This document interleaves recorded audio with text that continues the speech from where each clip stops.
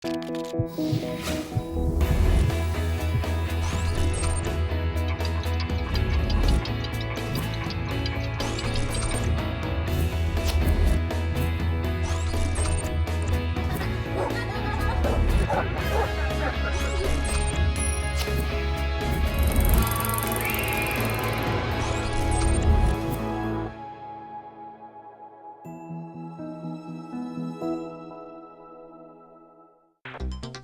enfermedad de Parkinson no afecta a todas las personas de la misma manera. Los síntomas particulares difieren en cada paciente, ya que al inicio pueden ser sutiles y presentarse gradualmente. Las personas afectadas pueden sentir temblores leves o tener dificultad para levantarse de una silla. Las actividades pueden tomar más tiempo que antes en completarse y las personas pueden notar cierta rigidez, además de la lentitud. Pueden notar que hablan en voz muy baja o que escriben de manera lenta con letra muy pequeña o difícil de entender.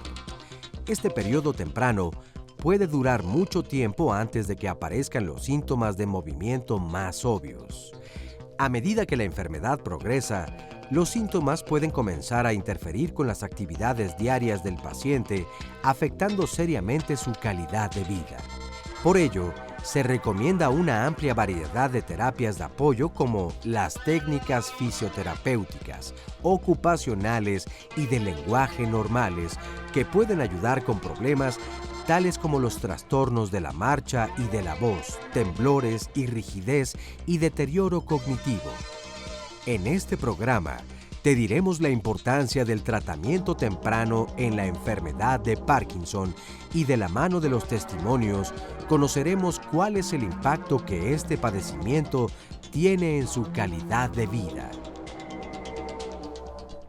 ¿Cómo están? Bienvenidos a Diálogos en Confianza, un lunes más de salud. El día de hoy vamos a platicar de la enfermedad de Parkinson y ya hemos hablado de ella anteriormente, pero es importante que estemos con el dedo en el renglón sobre enfermedades del sistema nervioso central. ¿Por qué? Porque siempre pensamos que cuando tenemos una situación neurológica estamos totalmente perdidos. Y lo que buscamos el día de hoy aquí en Diálogos es enseñarles que existen muchísimas opciones y, como todos los lunes, recalcar que mientras más temprano se detecte un problema va a ser mucho más fácil tratarlo. Hoy vamos a platicar de la enfermedad de Parkinson, qué es, cómo se diagnostica, cómo se maneja y cómo se debe manejar el entorno del paciente. Porque con estas enfermedades no es únicamente el paciente afectado, sino toda la gente que está a su alrededor. Como todos los lunes está conmigo Oscarín. ¿Cómo estás, Óscar Virués? Muy bien, me da mucho gusto saludarte, mi querido Pepe, igualmente a todas las personas que nos acompañan hoy en esta transmisión. Estamos completamente en vivo, así que feliz día de la niña, del niño. Dice en un mensaje que mandaba un amigo hace un momento, 1, 2, 3 por mis amigos que están escondidos en ese disfraz de adultos allí del otro lado. Y por todos mis compañeros. Y por todos mis compañeros.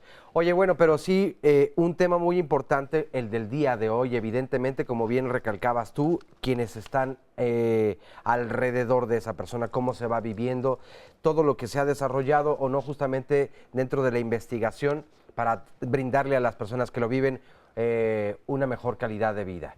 Bueno, pues tenemos las redes abiertas para que ustedes puedan comunicarse, para que nos puedan mandar sus preguntas, sus comentarios. Está Twitter, está Facebook. Pueden ver el programa a través de internet completamente en vivo. La dirección es www.canal11.mx/diálogos. También está abierta la página de Facebook, donde encontrarán el Facebook Live. Pueden seguir el programa en vivo, pero también mandarnos sus comentarios y sus preguntas. La línea telefónica, el número para comunicarse es 51 66 40 00. Le damos la bienvenida a todas las personas que hoy nos acompañan aquí en el estudio de Diálogos en Confianza. Por supuesto, también a quienes nos pueden ver a través de la señal internacional de nuestro canal. Y bueno, saludo con mucho gusto a nuestras amigas y compañeras, a Fabiola Ruiz y a Istiel Caneda. Ellas son las intérpretes en la lengua de señas mexicana y nos acompañan como todos los días. Bueno, y desde luego darle la bienvenida a nuestra y nuestros especialistas. A quienes les voy a presentar ahorita, pero vamos a ver una cápsula de cómo es el panorama general de esta enfermedad para que empecemos a entrar en tema. Vamos a verla. La frecuencia de la enfermedad de Parkinson en el mundo es aproximadamente del 1% de la población general. Esa misma frecuencia se replica en nuestro país. Una investigación muy frecuentemente que nos preguntan los pacientes es el de las células madre. Esta investigación es una investigación que a futuro podría prometer cierta posibilidad de cura de la enfermedad. Sin embargo, en este momento es una técnica o es una intervención que no es posible que podamos nosotros decir que ya está en la posibilidad de ser utilizada en el momento actual. Otra línea de investigación es en cuanto a las causas, ¿no? Por ejemplo, en nuestra Ciudad de México es un tema importante. Algunas hipótesis dicen que el advenimiento de la era industrial desarrolla esta liberación de metales tóxicos al medio ambiente, como son principalmente plomo. En los pacientes con enfermedad de Parkinson se ha encontrado mayores alteraciones en la movilización del hierro y el cobre a nivel de las neuronas. El paciente con enfermedad de Parkinson puede tener, depende de los datos que leamos, entre el 30 y el 60%, si por ejemplo te vas igual a centros especializados, de frecuencia de presencia de depresión aún antes del diagnóstico de los síntomas motores. Y a lo largo de la enfermedad esta parte de los síntomas, que es la depresión, porque ahora también se consideran parte de los síntomas de la enfermedad de Parkinson, permanecen constantes durante la vida del paciente. Entonces, generalmente el paciente cuando llega con nosotros, esos son aspectos que también actualmente abordamos, además de la propia enfermedad motora. Desde el punto de vista social, imaginémonos a un padre de familia que en cuanto deja de poder movilizarse adecuadamente o que tiene que ocupar su tiempo en buscar ayuda médica, deja de asistir a su trabajo, el impacto económico directo de la enfermedad es muy importante. Si fuera, por ejemplo, otro miembro de la familia que no fuera el sostén económico, pero que participa en la dinámica familiar, también el impacto es importante desde el punto de vista económico, porque, por ejemplo, no estás cubierto por los sistemas de salud en nuestro país, entonces tú tendrías que adquirir tus propios medicamentos, los cuales pues no son económicos, y desde el punto de vista de la interacción social también limita la funcionalidad de las personas, hace que se sientan observadas también por los movimientos. Algunas personas les da pena salir a la calle porque sí, frecuentemente nos podemos quedar observando a una persona que está temblando. Y en etapas avanzadas de la enfermedad, el ambiente haría que tengamos ese cuidador primario que ocupar tiempo para estar cuidando de tiempo completo al paciente, o bien utilizar recursos de la familia para pagarle a un cuidador para que el resto de la familia se vaya a trabajar. Entonces, en todas las etapas de la enfermedad de Parkinson tiene un impacto desde el punto de vista económico y social. Perfecto, vamos a presentarles a nuestros especialistas que están con nosotros el día de hoy. En primer lugar, Nadia Arbizu Martínez, bienvenida. Muchas gracias. Nadia es neuropsicóloga del Centro Neurológico ABC. Doctor Ulises Rodríguez Ortiz, bienvenido. Gracias por la invitación. Neurólogo especialista en desórdenes del movimiento del Instituto Nacional de Neurología y también de la Fundación Médica Sur. Bienvenido de vuelta. Gracias. Doctor Alfonso Arellano Reynoso, bienvenido. Tanto gusto, muchas gracias por la invitación. Neurocirujano funcional del Instituto Nacional de Neurología y Neurocirugía Manuel Velasco Suárez de la Secretaría de Salud y del Centro Neurológico ABC. Y el doctor Alberto Ruiz Chow, que le doy las gracias también por las cápsulas que vamos a ver más adelante. Gracias, buen día. Neuropsiquiatra del Instituto Nacional de Neurología y del Centro Neurológico ABC. Doctores, consideramos que es muy importante hablar de Parkinson. ¿Nos podrían hablar un poco de la prevalencia? ¿Qué tanto hay en nuestra población? ¿Qué tanto hay en el mundo? Y si han aumentado los números. Gracias por la invitación en primer término. El Parkinson sí ha cambiado en los últimos años. Al parecer, en 2030, la frecuencia que ya refería el doctor Chow se va a duplicar. Esto se entiende por el crecimiento en la población. Entonces, sí es un problema que actualmente ocupa entre el segundo y el tercer lugar de las enfermedades degenerativas en el mundo, y seguramente va a ocupar quizá el primero. Entonces, actualmente en México se describen 20 a 40 casos por cada 100,000 habitantes. Son datos que se obtienen del sector salud, pero quizá esto va cambiando con el tiempo.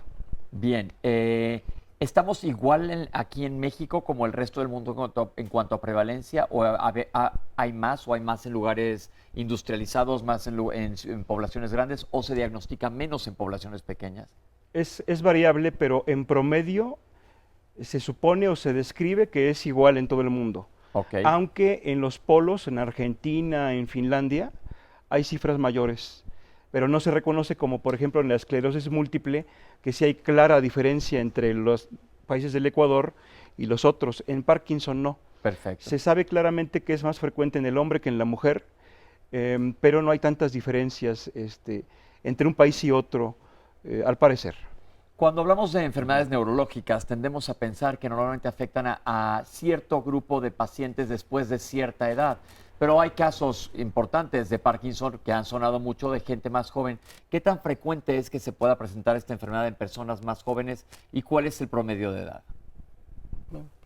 Pues el Parkinson en general, en promedio, se presenta arriba de los 55 años. 60 años, algunos artículos han finalmente anotado. Hay Parkinson que se inicia tempranamente, antes de los 50 años, y también hay casos muy jóvenes, antes de los 25, ¿no? Pero en promedio general, quizá entre el 90-95% son pacientes mayores de 50 años. ¿Existen factores de riesgo para que se presente esta enfermedad? Hay factores conocidos, los virus, quizá la exposición, como ya también se comentaba en la cápsula, que estuvo muy, muy completa, la exposición a toxinas, a pesticidas, que recientemente se ha publicado que después de 20 años sí generan más o menos el 8% de los casos en Parkinson. Es decir, aquellos pacientes que están expuestos a pesticidas para en agricultura, cosas de estas, etcétera, sí tienen determinado ya hasta un 8%. El cobre y el plomo es menos, 4%. Sí hay mayor prevalencia en países industrializados, aunque también hay datos controvertidos, porque se refiere que el tomar agua de pozo aumenta el riesgo. Entonces, por las toxinas seguramente. Entonces, en términos generales sí, hay un poco más de riesgo. ¿Qué otro factor de riesgo se conoce? Pues repito, las infecciones. Hay algunos artículos recientes que hablan de infecciones intestinales que favorecen la aparición de cambios en la proteína alfa-sinucleína, que es un tema ahí medio, es un tema en donde una proteína que tenemos cambia de configuración y se acumula, provocando la muerte de las neuronas. Pero lo interesante es que se ha detectado que algunos grupos de población tienen infecciones a nivel intestinal y que tratados con antibióticos podrían cambiar la frecuencia en estos pacientes. Esto es una publicación de 2016, pero todavía no se ocupan antibióticos para tratar Parkinson o para disminuir el riesgo en Parkinson. Lo que nos está explicando el doctor es que, por ejemplo, alguna vez que tengamos una infección intestinal, que en nuestro país hemos comentado que hasta 2 son relativamente normales, no necesariamente una infección o una intoxicación, una gastroenteritis, que hemos platicado de ellas anteriormente, podría alterar alguna de las proteínas que se puede depositar y dañarnos. Pero doctor, para no crear pánico, claro, ¿alguna enfermedad intestinal en específico? Porque como les digo, las gastroenteritis son, y más ahora que viene la época de calor, de a tiro por viaje. Hay que aclarar de manera contundente que el Parkinson es muy poco frecuente. Si fuera tan fácil como el comentario que se ha descrito, pues sería mucho más frecuente. De tal forma que son estudios en donde se ha relacionado esto con cianobacterias, pero en ciertas poblaciones, por lo tanto seguramente son vías de investigación, pero nada que tengamos que asustarnos desde ahora, provocar pánico en la población. Eso es importante que lo dejemos claro. Así y es. Otra pregunta, se habla de, por ejemplo, el plomo, el cobre, que son contaminantes que vemos en la atmósfera, y en ciudades como la nuestra, que es un lugar contaminado, tenemos mayor exposición a esto, pero si la prevalencia en el mundo en general no se modifica, ¿qué tanto se asocia a ciudades más contaminadas? ¿O es nada más un factor de riesgo? Bueno, hay estudios que comparan ciudades en Asia, las cuales crecieron durante un plazo de 30 años, y lo único que cambió ahí pues fue las industrias que se instalaron, y también cambió la frecuencia de la enfermedad. Okay. Entonces parece que hay una relación, pero no es tan, repito, tan sencillo porque son varios factores, factores del ambiente, factores genéticos, entre otros, ¿no? Entonces, no se modifica en realidad, no se modifica el 2% después de los 60 años en los adultos, prácticamente nunca se hereda, o sea, 5% de los pacientes son heredados, aquellos que empiezan antes de los 50 años tienen más riesgo y nada más. Bien, todo esto es importante. Sí, ¿me querías decir? No. Es una enfermedad multifactorial, porque eso me gustó mucho aclararlo, porque si no asustamos a la gente. Entonces, multifactorial no necesariamente es una cosa que desencadene la que sigue, pero hablar de Parkinson es un tema amplio. Yo les pregunto a ustedes en casa, ¿saben exactamente qué es la enfermedad de Parkinson? Tenemos una cápsula que nos lo va a explicar y regreso con los especialistas para que nos lo dejen perfectamente claro. Vamos a ver esta cápsula. La enfermedad de Parkinson es una enfermedad del cerebro que característicamente tiene una disminución en una parte del cerebro que se llama sustancia nigra, en donde las neuronas que producen la sustancia llamada dopamina empiezan a morir paulatinamente, y al ser un área como muy pequeña, la producción de dopamina ya no se vuelve tan eficiente como era desde que nacimos hasta que empezamos a presentar los primeros síntomas de la enfermedad. Los principales síntomas de la enfermedad de Parkinson son alteraciones en el movimiento, que son muy frecuentemente temblor, que inicia de un solo lado del cuerpo, más frecuentemente en alguna de las extremidades, y también disminución en la velocidad de la marcha y pérdida del reflejo postural, que es un reflejo que nosotros nos permite mantener nuestra posición erguida al momento de que estamos caminando, ¿no? Entonces, esos son los síntomas como más cardinales de la enfermedad de Parkinson. Existen otros síntomas que son no motores en la enfermedad de Parkinson, como son disminución en el olfato para percibir olores, y alteraciones principalmente en la motilidad intestinal, y también en algunas otras ocasiones algunos pacientes pueden iniciar con síntomas depresivos. Bueno, recuerden que estamos en vivo aquí en Diálogos en Confianza, entonces manden sus preguntas y comentarios en las redes sociales o en las llamadas telefónicas. Nos manda saludos Raulillo Cuevas, nos dice excelente programa y felicidades a todo el equipo. Raúl y Luli Velázquez, saludos desde Portland, Oregon, en Estados Unidos. Y preguntaba si es hereditario. Bueno, acaban de responder justamente. Hacemos una pausa y regresamos, no se vayan. Yo soy María de Los Ángeles Ramírez Villegas, tengo 27 años de edad, soy licenciada en Derecho, egresada de la Facultad de Derecho de la UNAM. Hace 3 años terminé la carrera. Yo empecé con síntomas como arrastrar el pie izquierdo, sentía el cuerpo rígido, súper tiesa del lado izquierdo. Me costaba trabajo cargar con el lado derecho todo el cuerpo porque pues no tenía ninguna fuerza en el lado izquierdo. Tenía 25 años de edad y pues obviamente yo nunca me imaginé que fuera Parkinson. Cuando me dieron el diagnóstico de Parkinson juvenil, yo sentí, pues, no, casi me deshago, porque tengo un tío abuelo que tuvo Parkinson. Yo yo estaba muy chica, ¿no? Cuando él murió. Yo pensé que iba a ser así. Yo era lo único del Parkinson que conocía.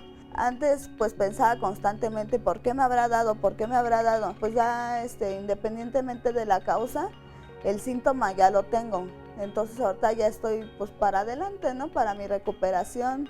A mí lo que más me ayuda a controlar los síntomas es mi tratamiento médico, que me receta el doctor, y los ejercicios que me enseñaron en el Hospital Juárez, en rehabilitación, y hacer ejercicio por mi cuenta. Me salgo a correr, hago abdominales, hago ejercicios finos con el brazo izquierdo, así como moverme así, que me costaba mucho trabajo. De hecho, antes no podía hacer esto con los dedos. Tenía mis dedos todos tiesos. En las mañanas me salgo a correr al parque, y pues me sirven mucho también los aparatos que acaban de poner en los parquecitos esos del Distrito Federal, de esos que son nuevos, que mueven las piernas, que haces abdominales, que mueves la cintura, que mueves todo el cuerpo. Por el momento me encuentro en espera de nuevos tratamientos, Y pues siguiendo mi vida normal, ya no tengo tan marcados esos síntomas. Más que rara vez si ciertas circunstancias, por ejemplo que esté muy nerviosa pero ya tiemblo poquito y pues puedo hacer mi vida normal. Cuando ya me siento cansada o ya estoy asoleada, fastidiada, engentada, que empiezo a arrastrar el pie, pues otra vez la gente se te queda viendo feo, ¿no? Pero ya no me importa. Ya no me importa porque pues ellos no tienen la culpa tampoco, no saben lo que tengo ni nada. Yo creo que tampoco les importa, pues nada más les da curiosidad. Ven cómo es tan importante la información, que mientras más conocimientos tengamos sobre una patología, vamos a juzgar menos, dice ella, que ya no le importa y qué bueno que la gente la vea, porque pues no es una cosa que ella haya hecho, es una enfermedad y estamos hablando de alguien muy joven, ya nos hablaron los especialistas de las prevalencias de edad, pero ¿qué tan joven se puede presentar esta patología? Bueno, hemos tenido pacientes que hemos operado a edades muy tempranas, por ejemplo, a los 28 años, y que habían iniciado su enfermedad con los síntomas a los 14 años de edad. Entonces, como mencionó el doctor Ruiz Chow, el doctor Rodríguez, si bien la prevalencia es de 2 en 1000 en la población general, a partir de los 60 años es de 2 en 100. Sin embargo, en nuestra casuística sí tenemos pacientes menores de 30 años que empezaron sus síntomas alrededor de los 20 o incluso antes. Una teoría en medicina es que, por ejemplo, y me remonto al infarto agudo del miocardio, es que mientras más joven normalmente tienden a ser más agresivas las enfermedades. ¿Aplica esto en el caso de la enfermedad de Parkinson? Pues en el aspecto de la calidad de vida y de la vida en general, aspectos laborales, conyugales, sí, totalmente. Desde el punto de vista clínico, la mutación más frecuente antes de los 50 años es una llamada mutación en Parkina 2, y que hace que los pacientes tengan una hipersensibilidad al levodopa, es decir, que con dosis bajas de medicamento empiezan con discinesias, que son bailes que veremos en alguna cápsula seguramente, y que los limitan en forma grave en todos los aspectos. Entonces, creo que sí, de forma contundente en todos los aspectos, médico, y de los otros aspectos, el paciente más joven tiene menos posibilidad de estar bien si no tiene un tratamiento conveniente. Me gusta esto que dice médico y de todos los aspectos. Recuerden que aquí en Diálogos no nos gusta hablar de medicina como únicamente científica, somos humanos y esta es una de las enfermedades que no solo afecta a la persona que lo está padeciendo, sino a toda la gente que está a su alrededor, que creemos que es el punto central de entender la patología desde un nivel social y desde un punto de vista científico, que es otro, para poder comprender el tratamiento, que al igual que el día de hoy tenemos, como les presenté, diferentes especialistas y me podrán decir ustedes, ¿para qué tantos especialistas sobre un solo tema? Porque es un diagnóstico, es una enfermedad que requiere de un tratamiento multidisciplinario, como vamos a ver más adelante. Pero tenemos una cápsula para que nos demos cuenta cuál es la sintomatología que presenta esta enfermedad y regresamos para que los médicos nos aclaren un poco más a fondo el tema de los síntomas para darnos cuenta. Los principales síntomas de alarma o que te podrían hacer pedir ayuda a un especialista serían disminución en la velocidad de tus movimientos, que tú identificas que tus movimientos están siendo más lentos de lo que habitualmente eran. Dolores como en ciertas regiones, principalmente en las extremidades. Es muy frecuente encontrar pacientes que empiezan con dolor de hombro o con dolor de espalda baja y asumen que probablemente esto está causando la lentificación en sus movimientos, o también muy cardinalmente, lo que sí es más característico es el temblor, que es de un solo lado. Hay otro tipo de temblor que es de las dos extremidades, generalmente superiores, que ese es otro tipo de alteración en el movimiento que se llama temblor de reposo, temblor idiopático, pero que es en las dos extremidades. En el Parkinson generalmente inicia de manera unilateral, o sea, puede empezar del lado izquierdo o puede empezar del lado derecho. Esa lateralización es como muy importante en cuanto a la definición de la enfermedad de Parkinson. Entonces, la sintomatología empieza un poco vaga, pero se habla de temblor. ¿Siempre es Parkinson o qué hay que fijarnos para pensar en esta enfermedad? No, bueno, ahí lo que comentábamos, el temblor puede ser muchas otras enfermedades que los especialistas en trastornos del movimiento pueden identificar fácilmente.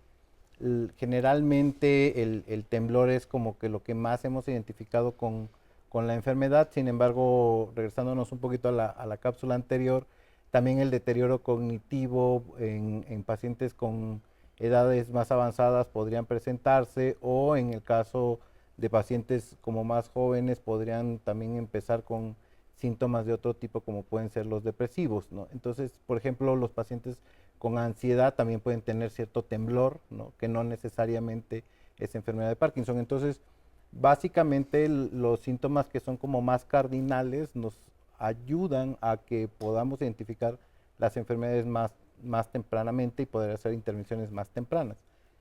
¿Para qué nos sirve que sepamos todos estos síntomas? Pues para buscar ayuda con el médico especialista, ¿no? O con su médico familiar, que si el médico familiar tiene generalmente la capacidad de detectar posibilidades de enfermedades y poderlo derivar a determinada especialidad.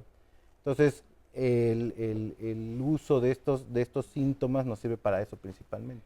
Es muy importante entonces que pensemos, para dejarla claro a todo nuestro público, si alguien tiene temblores, no le pongan ustedes un nombre, sino investiguemos cuál es la causa del temblor. Es correcto. Así es. Entonces, ese es el acercarse a un médico, ese es el mensaje. Pero hay otros síntomas que ahora sí les voy a pedir que entren un poco al quite.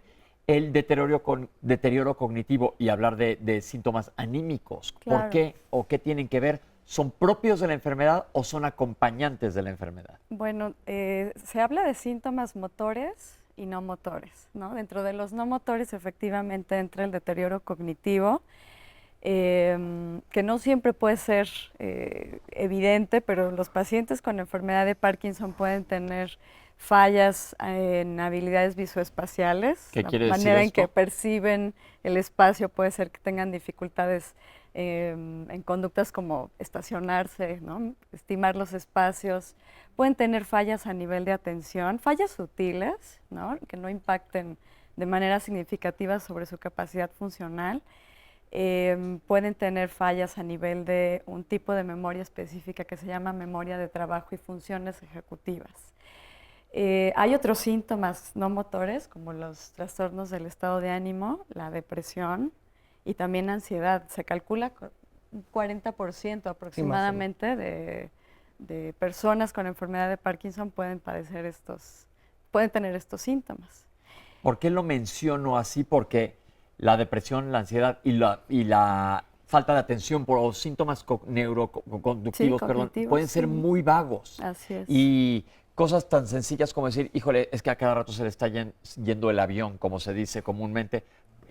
Pueden ser miles de cosas, no necesariamente tiene que ser una enfermedad neurológica, pero si ya hablamos que si tienes un trastorno motores del movimiento, temblor o dificultad para hablar, para articular, ir lento, ahí ya es un foco rojo. Pero en cuanto a los síntomas de los que estamos hablando, ¿cuándo debe ser un foco rojo de acudir a un médico? En cuanto a los síntomas cognitivos, Sí. Bueno, los síntomas cognitivos se presentan generalmente posteriormente Ok. a los síntomas motores. Y dentro de los síntomas motores, como mencionabas, no necesariamente el temblor es el el síntoma síntoma cardinal, cardinal. ¿no? Bueno, es muy importante, pero puede haber pacientes, que me corrija el doctor Rodríguez, Adelante, puede haber doctor. pacientes que no necesariamente tiemblan. tengan temblor, ¿no? ¿Qué otras Entonces la cosas? lentitud, Así es. Respecto al temblor, el temblor es característico, como se vio en la cápsula, es un temblor de reposo, que se ve como si el paciente contara billetes. Se nota cuando el paciente está quieto, cuando camina, y siempre empieza de un lado. El diagnóstico diferencial más importante y más frecuente se llama temblor esencial, que es una enfermedad que se hereda en forma vertical, digamos, autosómico dominante, padres, hijos, nietos y todas las generaciones. En este temblor, la característica es que es un temblor de acción y que empieza siempre bilateral. Entonces, no todo lo que tiembla es Parkinson. El Parkinson es temblor de reposo, siempre empieza unilateral y no es la manifestación más importante para el diagnóstico. La que sí es, como decía la doctora Nadia, es la lentitud en el movimiento, que técnicamente se conoce como bradicinesia, que consiste en que el paciente se mueve más lento. En movimientos que evaluamos en los hospitales con índice pulgar y todo, el paciente lo logra hacer, pero cada vez más lento, como que se va acabando pues la amplitud y la frecuencia. Ese es el dato más importante. Puede haber paciente con temblor y sin temblor, pero no hay paciente con Parkinson que no tenga bradicinesia o lentitud. Es común que en general con sintomatología nosotros como seres humanos tendamos a ignorar los síntomas, decir, ay, luego se me quita o se me pasa. ¿Qué papel tiene aquí para estar alerta los familiares? ¿Qué tanto se dan cuenta más ellos que el paciente dice, ay, no tengo nada? Y la familia es que dice, típico en el consultorio, no, sí te pasa cada rato esto. Pues, adelante, doctora. No, es comentar que es muy importante. Los familiares nos conocen. Generalmente, para mí, desde el punto de vista neuropsicológico, es muy útil que los pacientes sean acompañados por los familiares porque pueden descubrir esos cambios, describir esos cambios sutiles, ¿no? A nivel de síntomas motores, describir cómo las personas a lo mejor caminan más lento, les toma más tiempo hacer actividades de la vida cotidiana. Y retomando un poco la pregunta de signos de alarma, la micrografía. ¿Qué quiere decir eso? Escribir que la letra se haga más pequeña, ese sería un signo que a mí me podría llamar la atención. La vía médica o fisiológica por la cual se expresa el movimiento también es la misma vía que expresa ansiedad.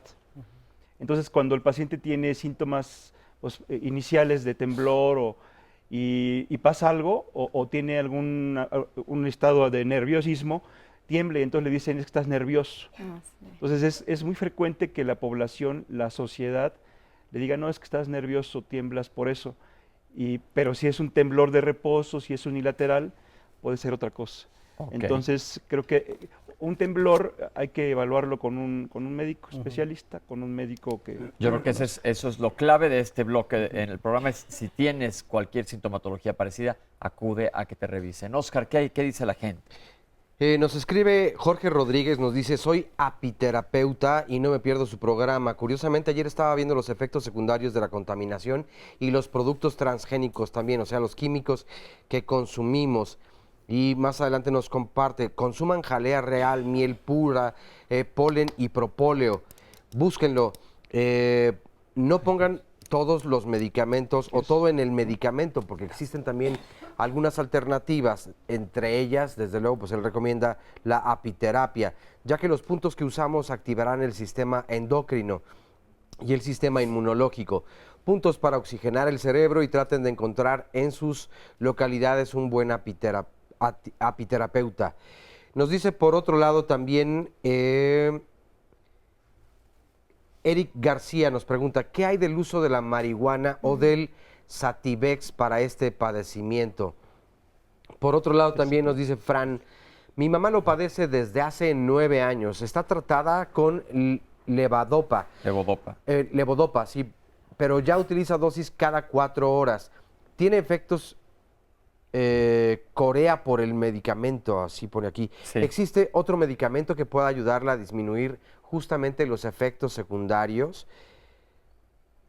Por otro lado nos pregunta Alma Delia González, ¿qué factores propician o facilitan esta enfermedad? ¿Cuál es la posibilidad de heredar la enfermedad? Ya se comentó un poco. André nos dice, ¿hay alguna estadística o investigación que indique si hay algún deporte que desencadene dicha enfermedad? También tiene que ver la alimentación. Gracias y saludos a todos los ponentes.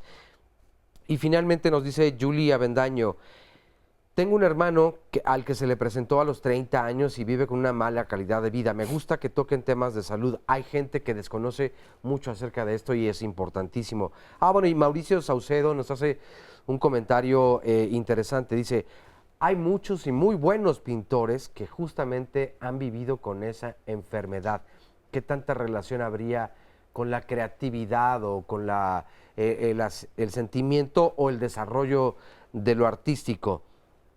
Arturo nos dice también, los especialistas deberían exigir a los macrofarmacéuticos que creen los fármacos adecuados y no sangren el bolsillo de los enfermos, ya que se ha demostrado que la medicina alternativa y natural es más efectiva que la medicina alópata. Esta enfermedad, nos pregunta Celeste Santos, ¿puede causar la muerte? André nos pregunta un poquito más adelante, ¿se ha incrementado el Parkinson en los jóvenes, ya que ahora está durmiendo menos? ¿qué tanta relación tiene la mala calidad del sueño precisamente con el desarrollo de esta enfermedad? Y bueno, parte de los comentarios que hasta el momento nos hacen llegar, o tenemos aquí también otros en Twitter, nos dice Lockfield, sin lugar a dudas siempre tener un enfermo con estas características no es nada sencillo y saber cómo llevar las cosas siempre será muy, muy útil. Gracias por ocuparse de la familia. Bueno, gracias a ustedes, hacemos una pausa y regresamos. Como siempre platicamos con el público aquí en Diálogos en Confianza y tenemos testimonios interesantes. Hola Gina, Hola, ¿qué nos va a platicar? buen día doctor, muchas gracias. Pues, ¿qué le voy a platicar? Que a partir de que Juan Manuel, mi esposo, le detectan esta enfermedad, pues nuestra vida cambia, ¿no? Es muy fuerte, pero hoy hemos descubierto que nos cambia para descubrir cosas nuevas, que nos ha llevado a llevarnos mejor, a integrarnos. A veces la situación emocional de él tiene muchos cambios y por supuesto me ha afectado a mí muchísimo. Que la parte social es muy importante para nosotros. ¿Qué recomendación como familiar de alguien que padece esta enfermedad le podría decir a toda la gente que nos está viendo? Pues principalmente que hagamos caso omiso de esas miradas que les afectan a ellos.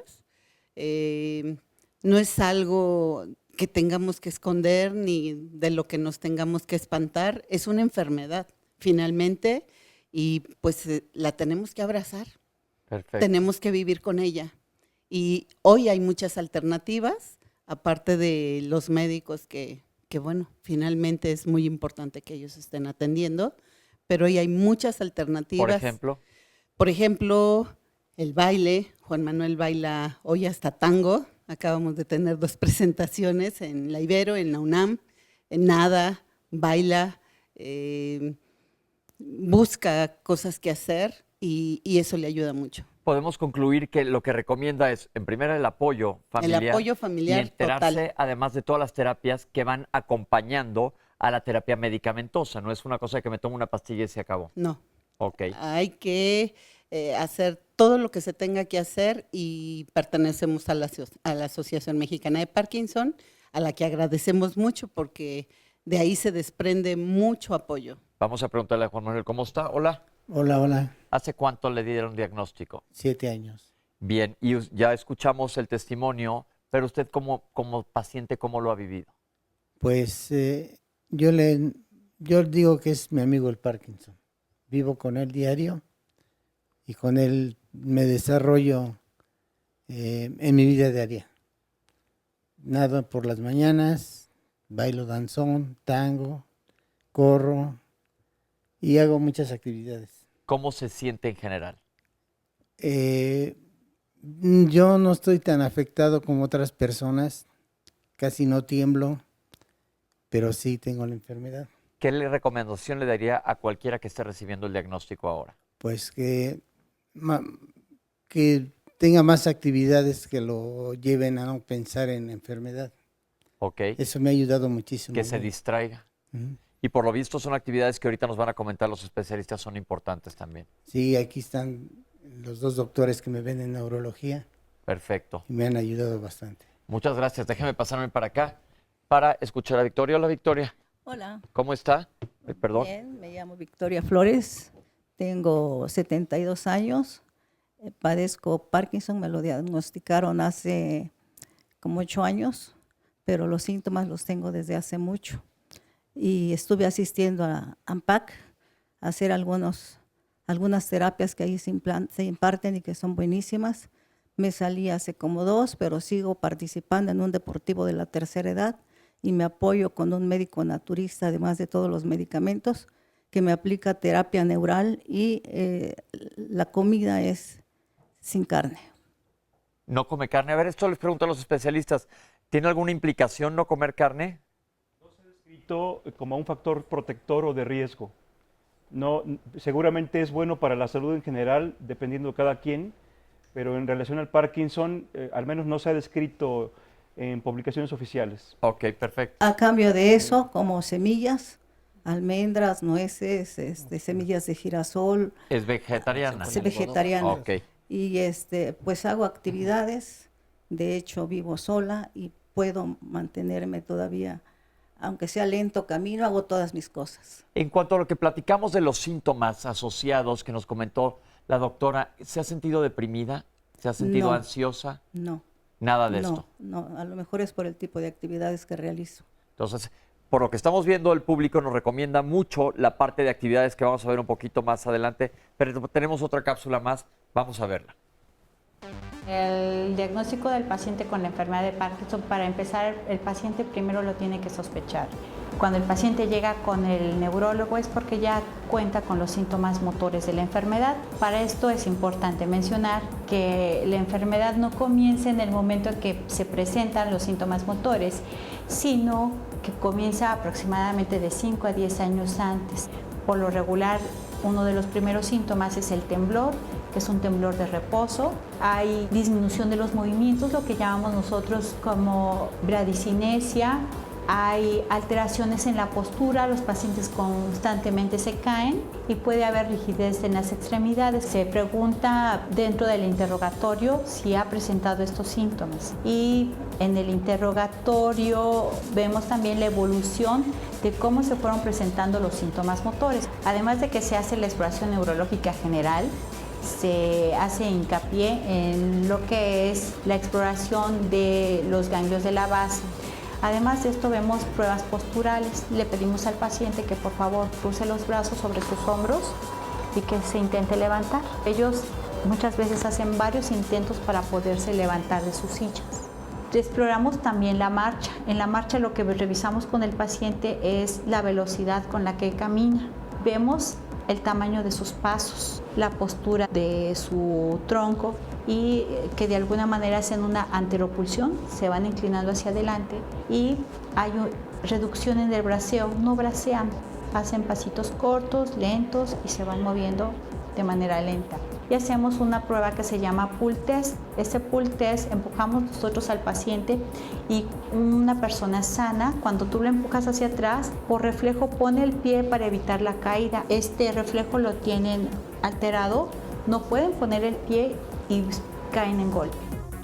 Estamos viendo que para un diagnóstico adecuado la exploración neurológica es clave. Y mi pregunta aquí es, ¿cualquier médico de primer contacto está capacitado para diagnosticar Parkinson? ¿O cuál es la recomendación? Porque, por ejemplo, yo soy gastroenterólogo y hice medicina interna y yo no tengo la capacidad de diagnosticar la enfermedad. Pero, ¿qué es lo que se recomienda? Porque la gente va con su médico de primer contacto. Sí. Claro. Yo creo que el fundamento es la educación general. Desde la familia y el paciente tienen que reconocer los síntomas. El médico general tiene que ser capaz de reconocer algunos síntomas y en este momento referir el paciente a un tratamiento y a un seguimiento especializado. En este caso, pues es el neurólogo o el neurólogo subespecialista en trastornos del movimiento, quien aplicará las pruebas específicas, solicitará las interconsultas al neuropsicólogo, al neuropsiquiatra en su momento, hará algunos estudios diagnósticos para descartar que no sea alguna otra enfermedad, dará seguimiento y algo muy importante en la enfermedad de Parkinson es que tarda cierto tiempo en definirse el diagnóstico. Entonces, el seguimiento es sumamente importante para que el neurólogo vaya aplicando poco a poco los criterios y se vaya definiendo la enfermedad. Pero, sin duda, todos como sociedad y los médicos, aunque sean los médicos generales, deben tener la capacidad de distinguir ciertos datos de alarma y referir. Es decir, no es un diagnóstico como un infarto que en una hora tienes todos los resultados, sino que se tiene que estar vigilando al paciente, pedir múltiples interconsultas para llegar a un diagnóstico. ¿Hay estudios de imagen que se les solicitan a los pacientes? Bueno, hay criterios diagnósticos que incluyen la imagen como un agregado más, con el objeto de ver que no tenga una explicación o que no tengan una explicación los síntomas. Es decir, si el paciente tiene temblor en la mano derecha, que no exista alguna alteración izquierda que explique el temblor. Normalmente en el Parkinson las imágenes son normales, los estudios funcionales más potentes no son capaces de definir si el paciente tiene Parkinson o no. Seguramente con el tiempo ayudarán, pero ahora no se sabe si están positivos o negativos que tiene Parkinson o no el paciente. Por lo tanto, los criterios son clínicos y de imagen y también con una variable que es el tiempo. ¿Sí? No es tan fácil. Sí. Ahí la alta sospecha diagnóstica es generalmente muy orientadora. El médico familiar generalmente piensa que podría ser la enfermedad o el mismo paciente con todos estos mecanismos de difusión que actualmente tenemos puede buscar sus síntomas y pensar que puede tener algún tipo de enfermedad. Insistiendo simplemente que al final del día el diagnóstico definitivo generalmente lo hace el especialista en movimientos anormales. Generalmente qué tan certero es el diagnóstico depende mucho del entrenamiento del especialista en ese tipo de movimientos, y si conforme más piense uno en la enfermedad, conforme más pacientes está viendo uno continuamente con la enfermedad, pues el diagnóstico va siendo cada vez más certero. Y de igual manera, como dijimos, generalmente se piensa que un buen seguimiento más o menos de un año del paciente desde que empieza con los síntomas te va acercando más al diagnóstico. Ok, hasta un año estamos hablando entonces. Ok. ¿Qué cambios emocionales hay en el paciente y en sus familiares? Apatía. La apatía es un síntoma muy importante, la pérdida de iniciativa, ¿no? La falta de motivación. Mencionamos ya la depresión. Puede haber cambios de personalidad, síntomas de ansiedad y alucinación, ¿no? ¿Qué tipo de alucinaciones? Generalmente son visuales. Los pacientes describen con mucha frecuencia ver rostros que pueden ser familiares o no. Esto les puede causar miedo y además tienen esta característica de que el paciente sabe que no son propias de su visión, o sea, que no están ahí, que no existen realmente. Y entonces, con el estigma social que tenemos con respecto a las enfermedades mentales, pensamos que estamos perdiendo la cordura, ¿no? Y entonces a veces nos reservamos esta información y no la transmitimos hacia nuestros familiares, ¿no? La explicación es muy variable, pero por ejemplo la dopamina, que es la sustancia química que generalmente está deficiente en la enfermedad, también está muy presente en la retina, ¿no? Y entonces cuando nosotros ya no tenemos suficiente dopamina que llega también a la retina, podría ser una de las causas que tengamos estas visiones o la disminución de nuestra agudeza visual. Como vimos, un porcentaje de los pacientes está dentro del rango de edad por arriba de los 55 años de edad, entonces generalmente a esas ya tenemos muchos disminuida nuestra capacidad visual o junto con otras enfermedades. Entonces el tener disminuida la agudeza visual también nos facilita que nosotros tengamos alucinaciones o ilusiones. Las ilusiones es cuando tenemos un objeto que de pronto lo vemos distorsionado, ¿no? Por ejemplo, el espejismo que vemos, el agua en la carretera, cuando vamos que se refleja el sol, que pensamos que es agua, esa es una ilusión. Una alucinación es cuando tenemos un objeto frente a nosotros que no existe, ¿no? Sin embargo, esto no significa que estemos perdiendo la cordura, simplemente son todas estas posibles explicaciones de las alucinaciones. ¿Cómo se le maneja el diagnóstico a los familiares? Porque como comenté anteriormente, es una enfermedad que afecta a todos los que están alrededor. Así es. Pues, adelante, adelante. Por favor. No, bueno, a mí como neuropsicóloga no me toca dar el diagnóstico, más bien soy interconsultada posteriormente para evaluar a los pacientes y generar un perfil de funciones cognitivas, pero al respecto creo que es un tema que no siempre cuidamos lo suficiente, ¿no? Sobre todo cuando he tenido oportunidad de trabajar con personas con un diagnóstico de Parkinson temprano, la comunicación a los niños. Hoy es el Día del Niño, ¿no? Y ese es un tema que de pronto a lo mejor pensamos que no lo van a entender y tenemos que explicarles también. Entonces es fundamental la comunicación a la familia. Podemos decir que la recomendación es cuando se da un diagnóstico neurológico, el que sea, que normalmente son diagnósticos que nos asustan, a todos, independientemente del diagnóstico, incluir a toda la familia, porque lo que acaba de comentar el doctor es que tendemos a estigmatizar nosotros mismos a las enfermedades del sistema nervioso central y a callarlas. Y como nos ha comentado ahorita mismo en el público, es importante que la gente tenga voz en todo esto y acercarse, por ejemplo, a asociaciones, porque ahí van a encontrar mucho apoyo. ¿Cuál es el papel de que un paciente con esta o cualquier otra enfermedad se sienta apoyado, que haya una red de apoyo más allá del medicamentoso? Es muy importante. Desde el punto de vista psicológico nos interesa que las personas no se aíslen y es una de las circunstancias, lo mencionaban en el público, ¿no? Entonces, prevenir el aislamiento es importantísimo, incide de manera favorable sobre la depresión, las actividades grupales, el apoyo de las asociaciones para pacientes y para familiares, es importantísimo. Ok, porque ya nos lo mencionó el público y siempre hay que tomar en cuenta lo que nos están comentando. Oscar, ¿cómo va la gente? ¿Qué te dice? Pues mira, hay algunas preguntas e inquietudes. Nos dice, por ejemplo, Lulis Rivera, ¿cuáles, por favor, son las diferencias entre el Parkinson y el síndrome de parkinsonismo? Y felicitaciones a los ponentes. Qué bien que hablen de estas enfermedades. Ojalá puedan hacer un programa sobre fibromialgia, nos dice Sonia Rivas Gómez. De hecho, ya lo hicimos y está en YouTube para que lo puedan checar en cualquier momento. Nos dice también Cano López. Bueno, es que de verdad, cada vez que alguien pregunta acerca de los beneficios que puede traer o no a la salud la marihuana, entonces comienzan a surgir muchas dudas, pero nos pregunta Cano, y para la diabetes, por ejemplo, ¿podría funcionar también o no? Pero ¿qué relación entonces hay también entre la diabetes y el Parkinson?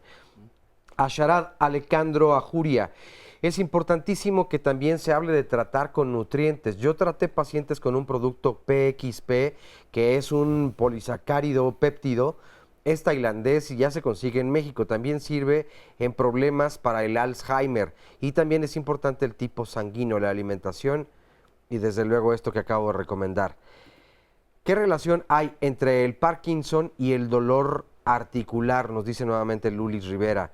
Gracias por hablar de un tema tan interesante, sobre todo cuando tenemos un ser querido que lo padece. Ojalá y puedan hablar de los medicamentos que controlan o que sirven para controlar dicha enfermedad, nos dice Queta Velasco Figueroa. Me gustaría que hicieran un programa sobre factores de transferencia, nos pide Alfonso Vázquez Rodríguez. ¿Qué especialista tenemos que, o a qué especialista tenemos que ir si nos tiemblan las manos sin una razón aparente? Nos pregunta Airam Su. ¿Cómo distinguir del temblor esencial? Nos pregunta Leti Rojas. Maricel, 28 años y vivo... Bueno, es momento de hacer una breve pausa y ahora regresando continuamos con esta llamada.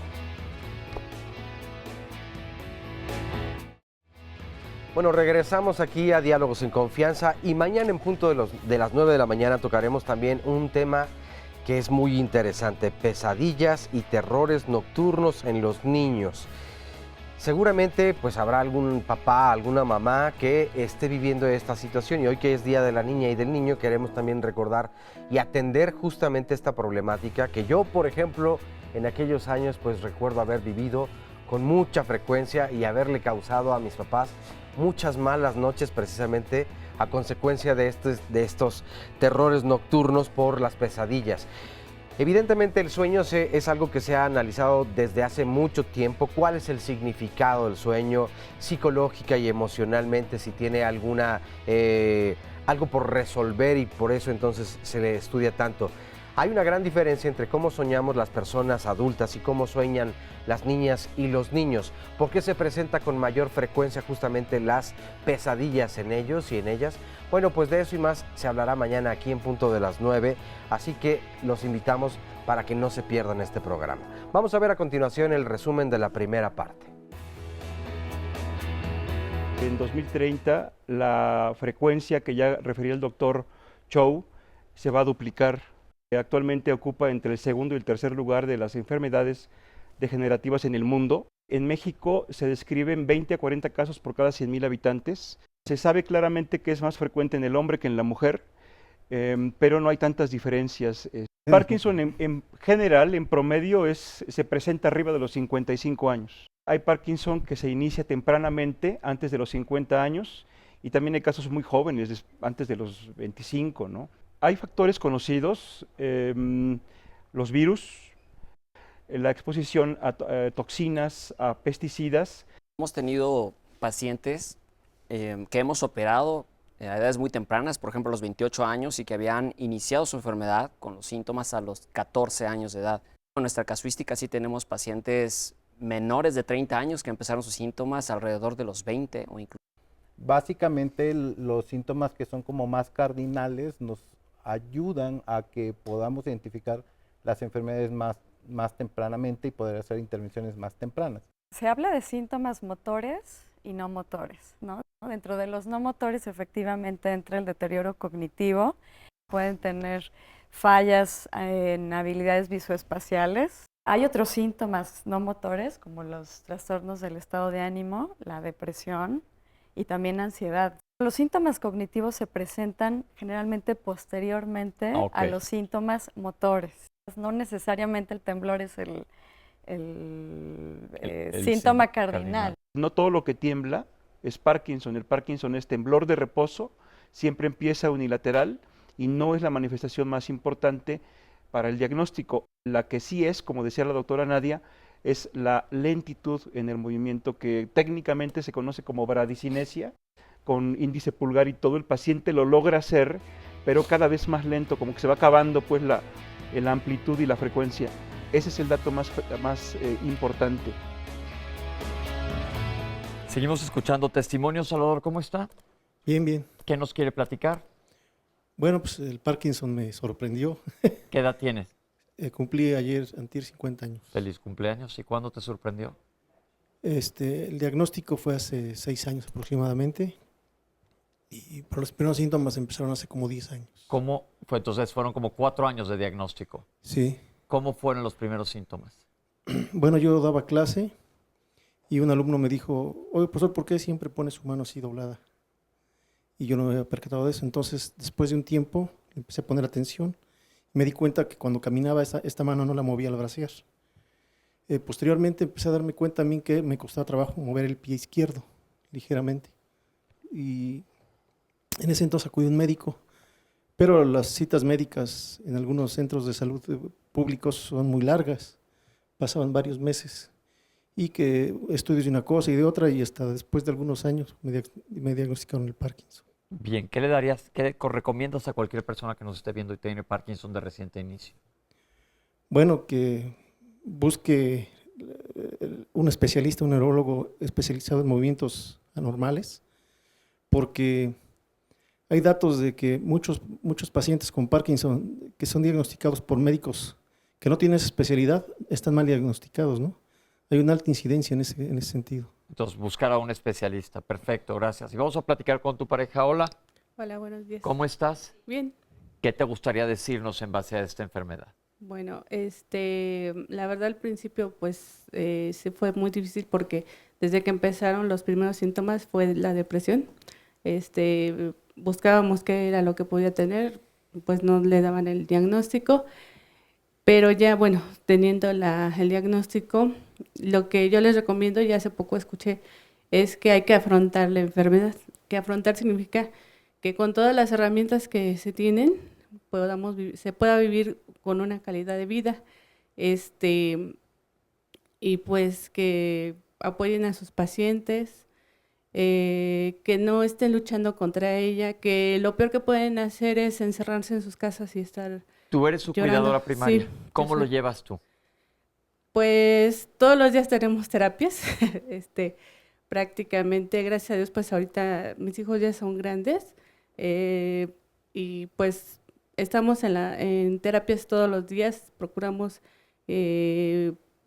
todo lo que nos está al alcance y que AMPAC nos pone en las manos, lo tomamos. Entonces, también ahorita, bueno, ya como lo decía Gina, ahorita que ya sabemos el diagnóstico, que tenemos todas estas herramientas, también como pareja, pues hemos ido creciendo porque él siempre estaba todo el día fuera de la casa y pues esto también nos ha servido para unirnos como familia y como pareja. ¿Tú recibes apoyo emocional?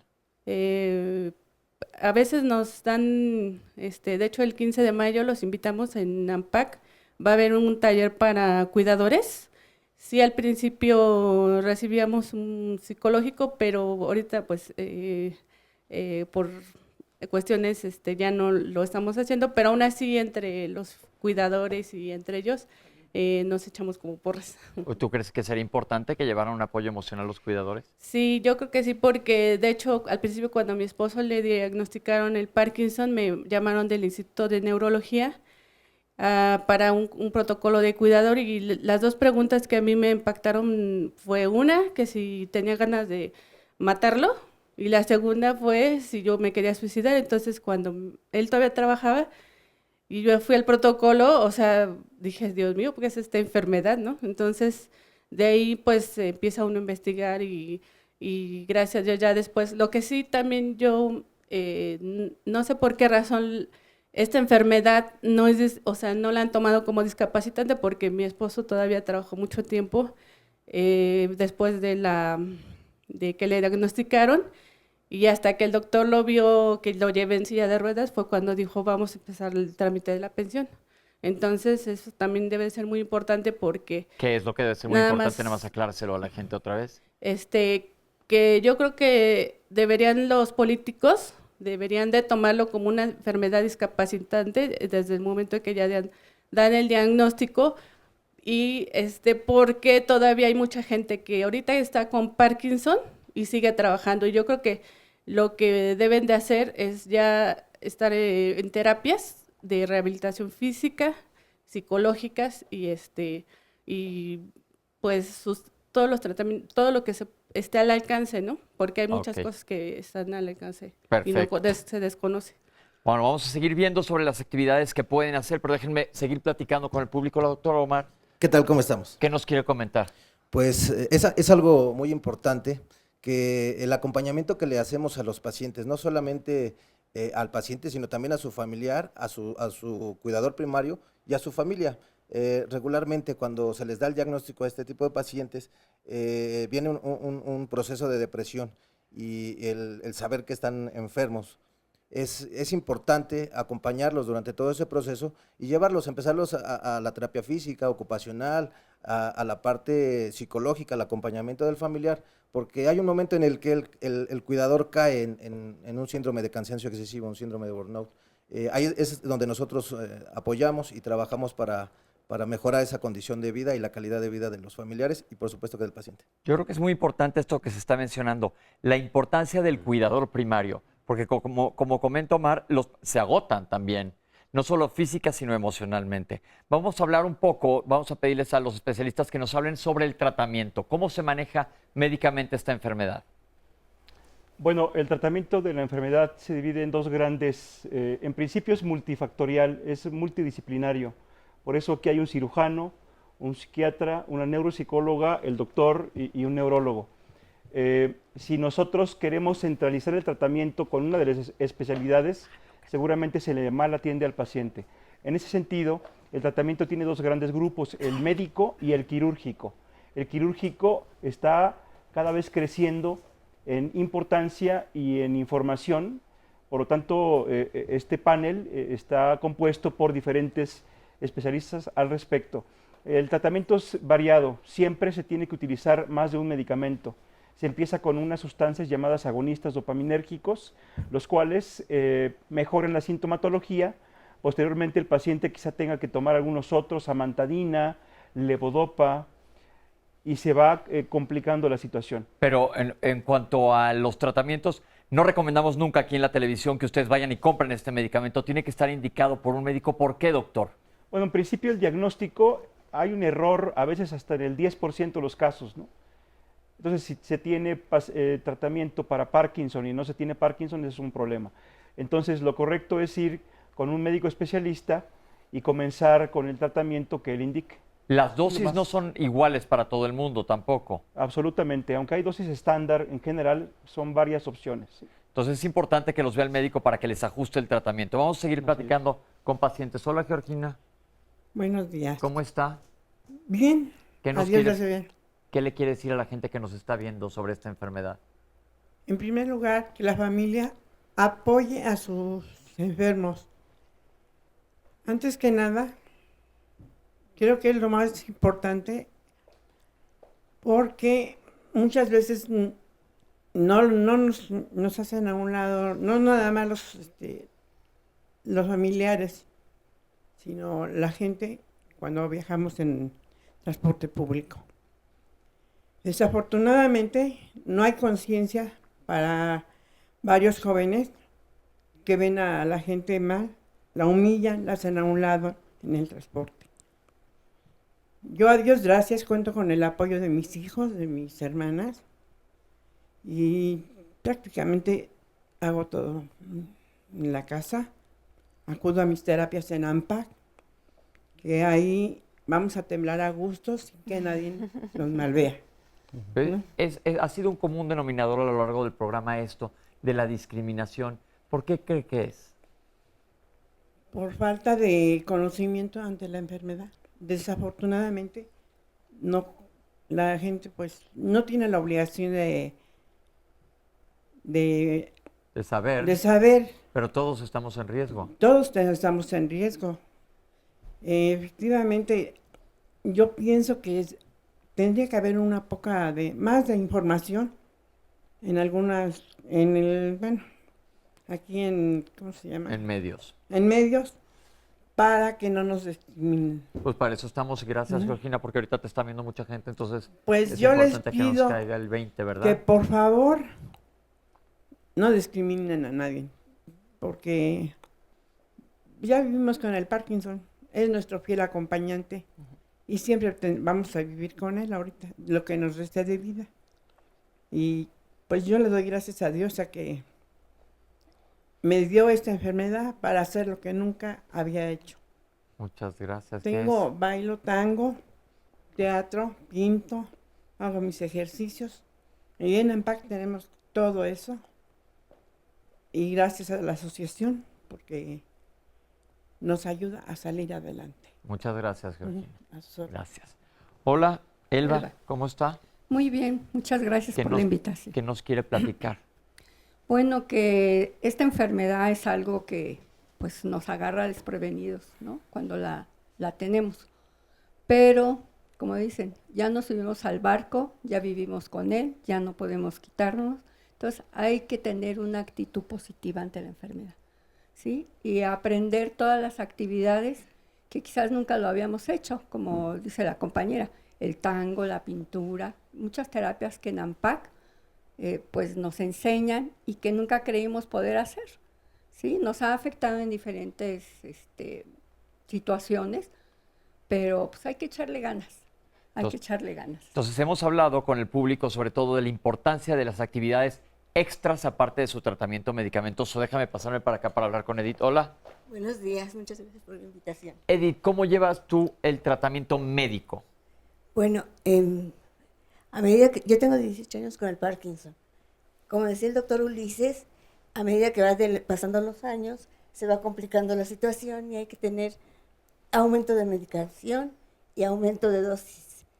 Y yo la tomo desde la mañana para poderme levantar y la tomo cada 3 horas la levodopa y combinada con otros 2 medicamentos que son el pramipexol y la mantadina. Otro síntoma muy frecuente en el Parkinson es la falta de sueño. Entonces hay compañeras o compañeros que toman además de esto alguna cuestión para el sueño. Sin embargo, yo me he resistido a tomar alguna cuestión para dormir. Y uso otras alternativas, un té, un aceitito de no sé qué, y me ha funcionado. Pero lo que decían las compañeras de la discriminación es cierto, aunque también el Parkinson me ha traído a mí muchas satisfacciones, como el tener muchas amistades nuevas, mucha gente que se acerca, que me apapacha, que me consiente, como este fin de semana que estuve con unas amigas de la primaria. Bueno, me trataron increíblemente, me dieron un espacio especial en el lugar donde estábamos y eso me hace sentir pues muy bien, muy consentida. En mi familia pues también, mis hijas, mi esposo, mi familia política. Es difícil vivir con la enfermedad, pero a la vez si se hace uno amiga, te acompaña pues de una manera amistosa, más amigable. Perfecto, muchísimas gracias. Yo creo que aquí una de las palabras clave que hemos visto con todos los pacientes, que gracias por estar aquí, gracias por acompañarnos, tenemos que hacer un corte ahorita, pero es una palabra que les voy a dejar ahorita antes de irnos al corte, que la tengamos en mente, la aceptación. Nos han dicho todos los pacientes que están aquí que el Parkinson es su acompañante, ya lo tienen. No, por más que lo rechaces, está contigo, y esto aplica para muchísimas otras enfermedades. Cuando lo aceptas, y todos han hablado de actitud, nos cambia un poco el panorama. Vamos a hacer un corte y vamos a regresar para seguir hablando de otro tipo de tratamiento y las terapias que nos han estado hablando de ellas. Vamos a un corte y regresamos. Estamos aquí en Diálogos en Confianza. Nos quedamos con alguien que nos faltaba comentar algo más. Margarita ya ha venido varias veces, pero ahora nos quiere agregar algo más. Hola, Margarita. ¿Qué tal? Gracias por la invitación. A nombre de la Asociación de Parkinson les damos las gracias. Pues sí, van más o menos 4 años que venimos. Han sido experiencias muy agradables porque nos da la oportunidad de decirles a quienes nos ven, a los compañeros enfermos, pues acerca de cómo hemos ido pasando todo esto.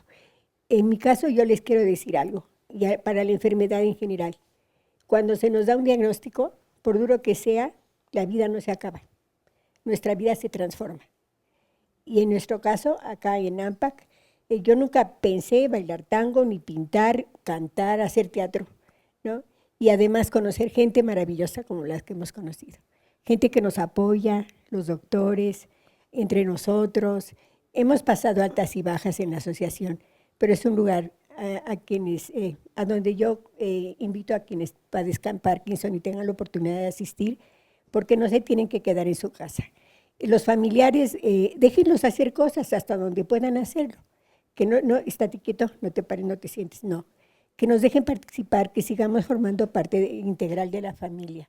Y que porque luego se ponen en la maquinita y ya no nos hacen caso, ¿no? Entonces es muy importante. Bien importante la integración.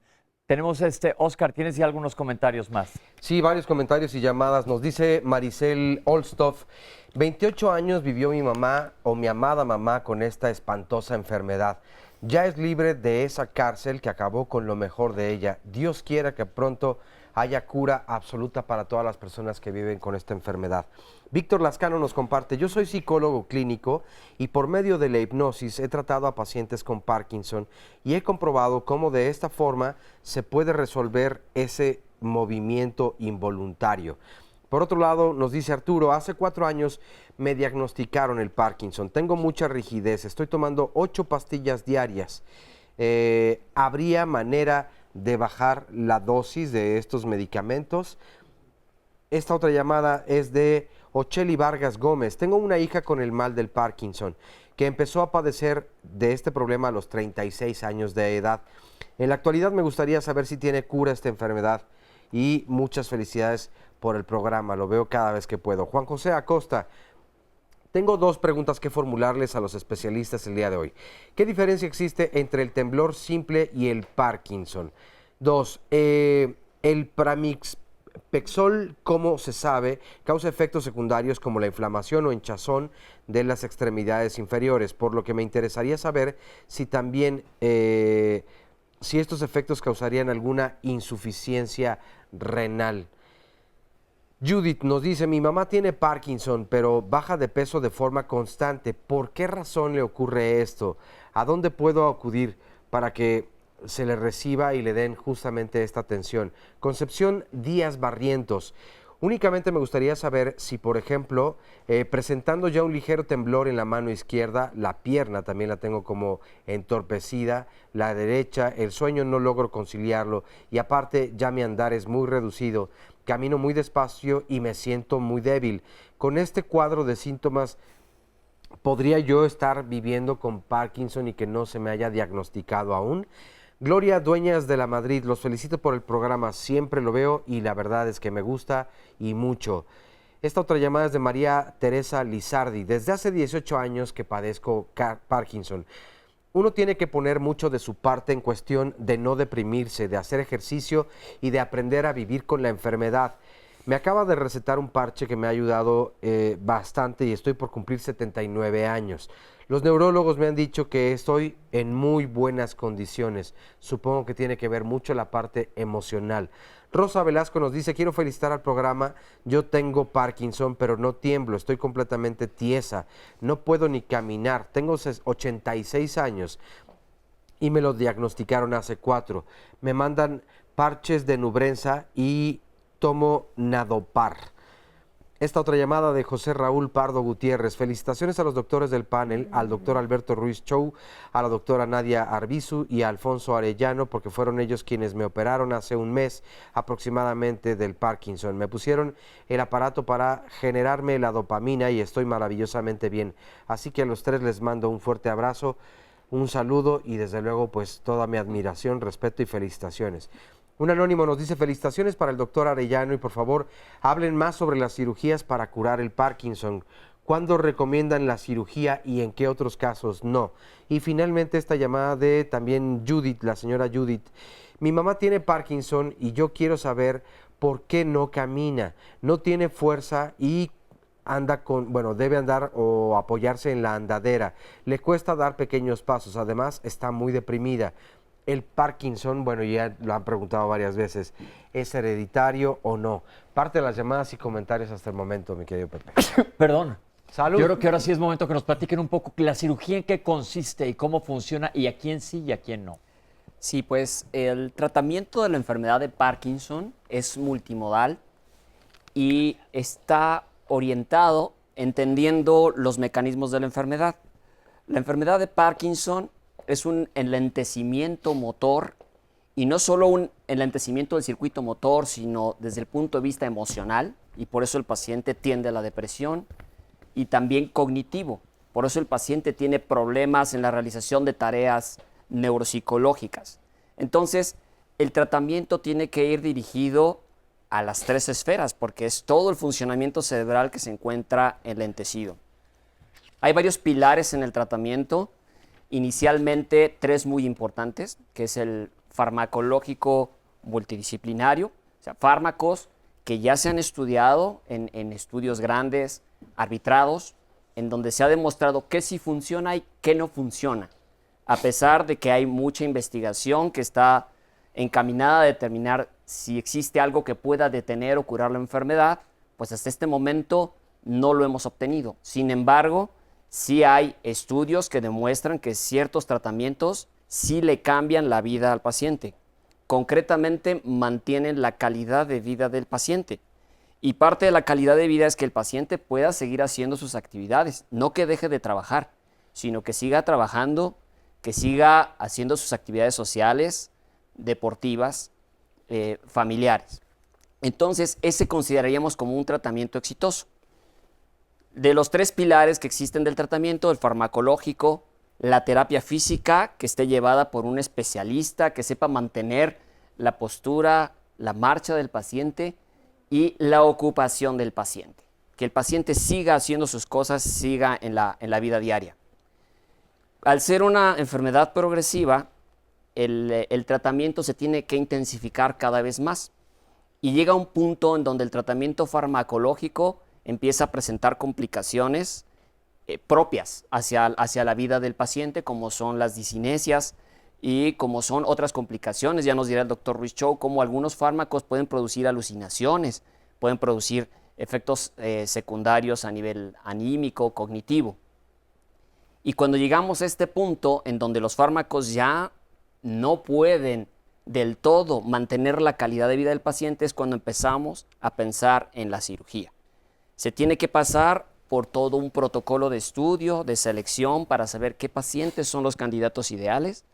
Y una vez que se pasa por este filtro multidisciplinario es cuando tomamos la decisión de hacerla. ¿En qué consiste o qué es lo que se hace en la cirugía? Hay 2 tipos de cirugía para la enfermedad de Parkinson y ambos están encaminados a modificar los circuitos que regulan el movimiento. En la enfermedad de Parkinson, el enlentecimiento del movimiento está dado por la hiperactividad de unas estructuras cerebrales y se ha demostrado que nosotros podemos modificar la actividad de estas estructuras. La cirugía no pretende el aumento en la producción de la levodopa. Eso ya está más que demostrado. Hay estudios que nos dicen que la cirugía no aumenta la dopamina a nivel cerebral, pero sí los dos tipos de cirugía, que es la estimulación cerebral profunda, los marcapasos cerebrales, la cirugía lesional, que es la palidotomía y la talamotomía, pueden mejorar de manera significativa los síntomas de los pacientes. No curar, pero sí les da un segundo aire a la calidad de vida de los pacientes bien seleccionados. Entonces, ¿la cirugía siempre viene después de un tiempo de tratamiento neurológico? Nunca Sí. es de primera instancia. Nunca es de primera instancia, como ya nos comentó el doctor Rodríguez, el doctor Ruiz Chow. Nosotros iniciamos con una sospecha diagnóstica. Obvio, se tiene que empezar el tratamiento del paciente y conforme pasan los años se va definiendo y aclarando el diagnóstico. Y parte de los criterios de este diagnóstico es la respuesta al tratamiento. Okay. Y un factor pronóstico de la cirugía es que el paciente responda al tratamiento. De ahí la importancia que el paciente tenga un seguimiento, un conocimiento por todos los miembros del equipo, ¿verdad? Para que se vayan perfilando los factores que nos van a hablar de la buena respuesta a la cirugía y, por otro lado, de los riesgos de la cirugía. Hay algo importante, hablamos ya de cirugía, hablamos de tratamiento médico, hablamos de apoyo psicológico, que también es muy importante, pero en el público nos han hablado mucho de las terapias ocupacionales, que afortunadamente les dan muchas de estas en la asociación. Tenemos una cápsula que nos habla de ellas y vamos a retomarlo para ver qué importancia tiene esto en el tratamiento y por qué se ha insistido en que es un panel de múltiples especialistas que van sobre un solo objetivo, que es la enfermedad de Parkinson. Vamos a ver esta cápsula, perdón. Aquí tenemos clases de fisioterapia.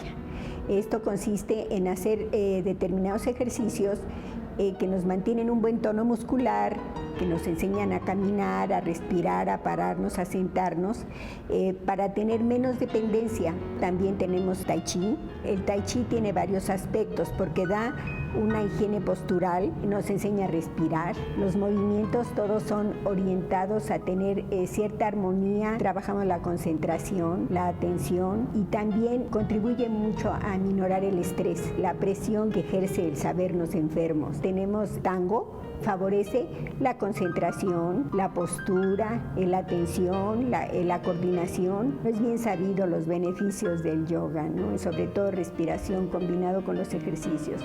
E igualmente la persona que nos da la clase, todos los ejercicios son orientados a la rehabilitación. Con teatro tenemos expresión corporal. El hablar, hacemos lo que se dice fascia, ejercicios de fascia, hablamos, gesticulamos, movemos la cara, movemos el cuerpo y también favorece la concentración, la atención, la coordinación por los movimientos que realizamos y porque al momento de que nos aprendemos lo que nos toque en determinada obra, en determinado diálogo, pues también nos está trabajando nuestra memoria. Tenemos pintura y sucede algo muy especial. Cuando empiezan a pintar, el temblor disminuye. Tenemos otra clase que es una terapia diferente, es una terapia totalmente de rehabilitación, ya orientada con ejercicios muy específicos. Inclusive la terapeuta nos mide todavía la movilidad que tenemos todos. Con ciertos ejercicios, ella se va dando cuenta hasta dónde podemos levantar la cabeza en alguna postura en el piso, hasta dónde podemos levantar los brazos, qué tanto podemos darnos la vuelta. Llegan tristes, algunos llegan y se ponen a llorar, otros sus familiares nos refieren que no querían venir, pero cuando ya vienen, ya no se van.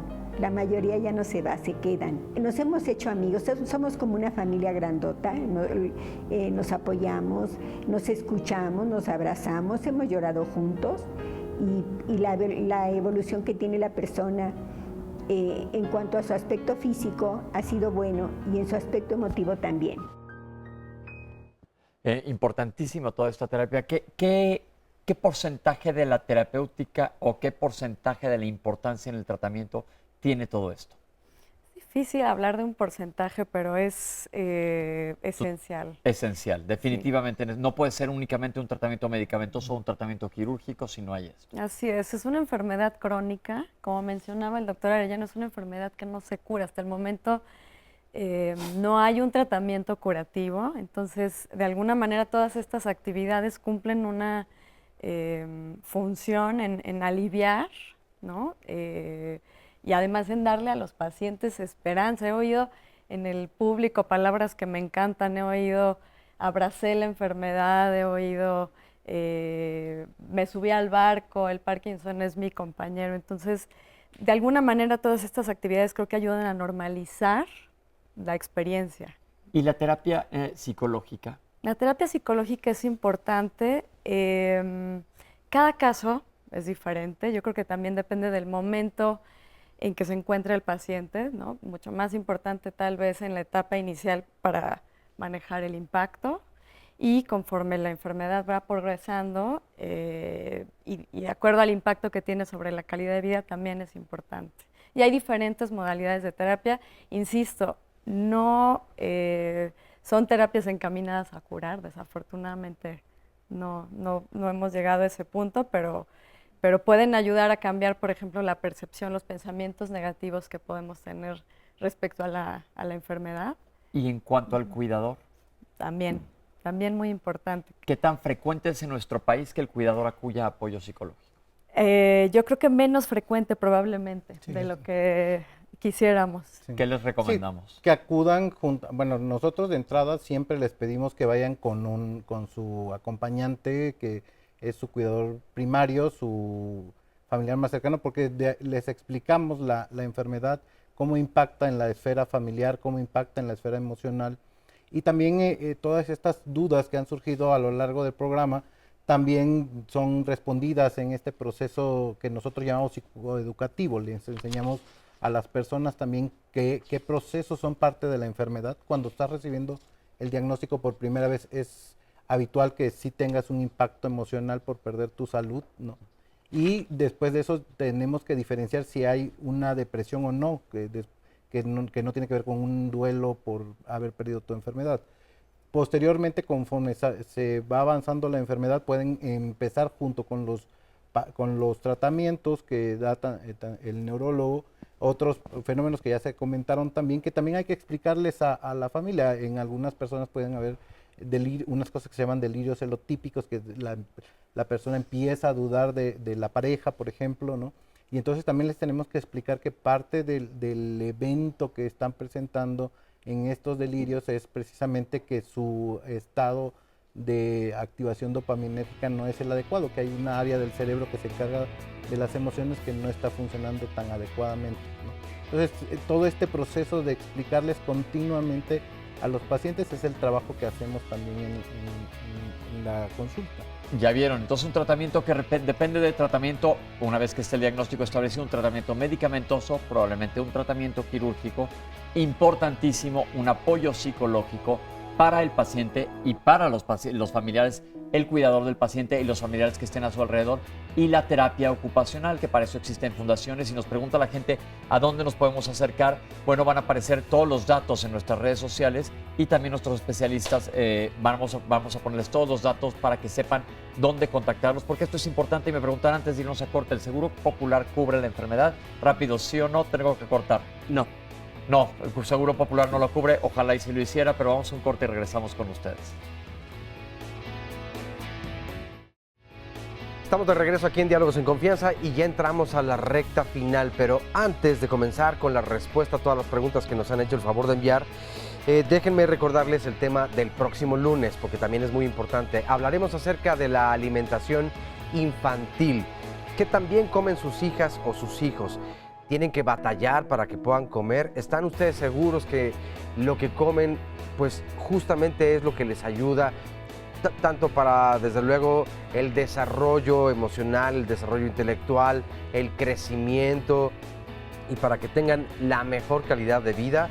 ¿O tal vez haya ahí una cierta falla o tienen que luchar mucho para que puedan comer algo y se lleven a la boca? Hay muchas dudas en cuanto a la alimentación. Evidentemente no estamos hablando de la parte económica, que también es sumamente importante y que desafortunadamente eso ha provocado, cuando menos en nuestro país, muchísimos problemas de desnutrición. Pero más allá de eso, ¿cómo está en general la población infantil en nuestro país en cuanto a la alimentación? De eso y más hablaremos la próxima semana aquí en Diálogos en Confianza. 53 41 44 35, el teléfono para que marquen ahora mismo y reserven su lugar. Resumen de la segunda parte. médico general tiene que ser capaz de reconocer algunos síntomas, referir el paciente a un tratamiento y a un seguimiento especializado. Es el neurólogo o el neurólogo subespecialista en trastornos del movimiento, quien aplicará las pruebas específicas, solicitará las interconsultas al neuropsicólogo, al neuropsiquiatra. El médico familiar generalmente piensa que podría ser la enfermedad o el mismo paciente con todos estos mecanismos de difusión que actualmente tenemos puede buscar sus síntomas y pensar que puede tener algún tipo de enfermedad. El diagnóstico definitivo generalmente lo hace el especialista en movimientos anormales. Qué tan certero es el diagnóstico depende mucho del entrenamiento del especialista en ese tipo de movimientos. Un buen seguimiento más o menos de un año del paciente desde que empieza con los síntomas te va acercando más al diagnóstico. ¿Qué cambios emocionales hay en el paciente y en sus familiares? Apatía. La apatía es un síntoma muy importante, la pérdida de iniciativa, ¿no? La falta de motivación. Puede haber cambios de personalidad, síntomas de ansiedad y alucinación, ¿no? ¿Qué tipo de alucinaciones? Generalmente son visuales, los pacientes describen con mucha frecuencia ver rostros que pueden ser familiares o no. Con el estigma social que tenemos con respecto a las enfermedades mentales, pensamos que estamos perdiendo la cordura. El tratamiento tiene dos grandes grupos, el médico y el quirúrgico. Un cirujano, un psiquiatra, una neuropsicóloga, el doctor y un neurólogo. El tratamiento es variado, siempre se tiene que utilizar más de un medicamento. Se empieza con unas sustancias llamadas agonistas dopaminérgicos, mejoran la sintomatología, posteriormente el paciente quizá tenga que tomar algunos otros, amantadina, levodopa. Ahora sí, como dijiste, Oscar, estamos en la recta final. Vamos a pedirles a los especialistas que nos contesten en base a todas las preguntas que nos han llamado. Empecemos con la primera. Nos escribió un apiterapeuta. ¿Esto está aprobado científicamente para el Parkinson? Ahí en general todas las terapias alternativas tendrían que pasar por un proceso de investigación científica. ¿Esto está aprobado? Esto no está aprobado, entonces, y todas las demás terapias que mencionaron ahí en las preguntas no están aprobadas. Lo único que podría resultar con algún efecto sería el omega 3, que tiene estudios por arriba de 1,200 unidades por día. Y eso tampoco lo estamos dando una receta, esto tiene que estar recomendado por el médico. Por el médico. Recuerden cuando hablamos también los daños al hígado, tuvimos un programa, sobre todo la gente que toma suplementos, etcétera, y el hígado se puede lastimar. Entonces, siempre bajo supervisión médica y que esté estudiado y comprobado por la ciencia. El uso de la marihuana, parece que salió esta pregunta en varias ocasiones, el cannabis, ¿qué papel hay aquí? Se sabe que la marihuana o la estructura cannabinoide es útil en pacientes con Parkinson hace muchos años, pero no se puede controlar porque tiene diferentes receptores. Por lo tanto, no es algo que se conoce totalmente. Los pacientes adquieren el medicamento de manera muy sencilla en aceites y todo esto, y a mí me ha tocado ver una paciente con pancreatitis por ello. Por lo tanto, es correcto que esperemos para que sea más oficial y se defina cuál es su utilidad. Posiblemente incide a través de receptores de adenosina, los bloquea más o menos igual que la cafeína y de ahí se obtiene el efecto benéfico de cannabinoide, pero se tiene que estandarizar y todo esto. No, perdón, ahí quería comentar, lo que quiere decir es que tenemos que investigar sobre el uso de la marihuana desde el punto de vista científico. Y otra cosa muy importante cuando hemos hablado de marihuana, acuérdense que si alguien va y se compra marihuana de veto a saber quién y en dónde, no tienes una dosificación, no está controlado el medicamento, por eso se requieren estudios científicos para poder utilizarla. Y bueno, y la ciencia está trabajando sobre esto. Además de que, pues bueno, cualquier terapia ansiolítica tiene un efecto en la mejoría de los síntomas de los pacientes, llámese hipnosis, marihuana, terapias de relajación, cualquier terapia que mejore la ansiedad del paciente mejora los síntomas parkinsónicos. Quisiera yo mencionar algo respecto a la terapia con cannabis. No se nos olvide que tiene un efecto negativo sobre la memoria. Y estamos hablando de que en el Parkinson puede haber pérdida hay pérdida de funciones cognitivas, entonces habría que considerar también ese factor. Sí, y finalmente con el uso de la marihuana, pues necesitamos dosis establecidas que no tenemos todavía, entonces básicamente no no es Por el todavía momento. una razón. Ok. Por el momento, sí. ¿Hay alguna manera de disminuir los efectos secundarios de los medicamentos? Tomarlos correctamente, en forma bien indicada, seguramente nada más. O sea, ¿Existe algún deporte que desencadene la enfermedad? los golpes frecuentes se han asociado con factor de riesgo, pero tampoco es tan frecuente por ello el boxeo, por ejemplo, ¿no? Hubo, perdón, una película del fútbol fútbol americano y las consecuencias por tantos golpes justamente en la cabeza, Encefalopatía. donde se presentaba, no digo que sea Parkinson, pero sí algún mal funcionamiento motor. La alteración que se presenta en este tipo de deportistas es parecido al Alzheimer. Es una demencia que se desencadena en forma muy temprana por golpes y no se debe estudiar también porque el riesgo es alto. Bien. Sí. Alguien comentó que esta patología desarrolla tu creatividad porque ha habido muchos pintores con Parkinson. Bueno, la creatividad es un tema explorado en muchas enfermedades neurológicas. Que lo que sabemos es que a lo mejor empieza con esta parte reflexiva sobre tu vida, que a lo mejor hace que busques nuevos temas, o en los pintores de profesión. No sabemos si empezaron con el Parkinson porque hace muchos años las pinturas eran mucho a base de plomo. Ah, interesante. Y los medicamentos agonistas dopaminérgicos elevan el ánimo. Entonces, un tratamiento integral posiblemente sí se asocia con aumento del sentirse bien.